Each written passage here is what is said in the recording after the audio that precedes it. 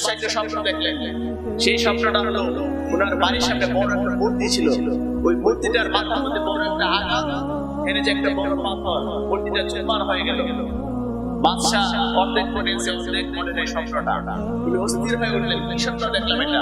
তিনি স্বপ্নের ব্যাখ্যা জানার জন্য কাউকে খুঁজছেন, কিন্তু আল্লাহ রাব্বুল আলামিন ওই দিকে দানিয়েল আলাইহিস সালামকে স্বপ্নের ব্যাখ্যা জ্ঞান দান করেছেন। ওনাকে মুক্ত করা হলো জেল থেকে। এখন উনি আসলেন, বললেন, বাদশাহ আপনি যে স্বপ্ন দেখেছেন সেটাকে আমি বলে দেব? বলছে, কে বলেছে আমাকে তোমাকে যে আমি স্বপ্ন দেখেছি? বলছে, আমি ওই স্বপ্নটা আপনাকে বলে দিতে পারি। অবাক হয়েছেন? বলছে, ঠিক আছে বলে দাও। বলছে, ওই স্বপ্নটা আপনি দেখেছেন এইভাবে যে আপনার বাড়ির সামনে যে পাথরের মূর্তি আছে, একটি বড় একটি পাথর আপনার মূর্তির কপালে আঘাত করেছে, মূর্তিটা চুরমার হয়ে গেছে। হ্যাঁ, এই স্বপ্নটা দেখেছি, স্বপ্ন মনে নাই, তুমি কিভাবে জানো? বলছে, আমার আল্লাহ আমাকে সেই জ্ঞান দিয়েছেন। বলছে, এটার মানে কি আমাকে বলে দাও।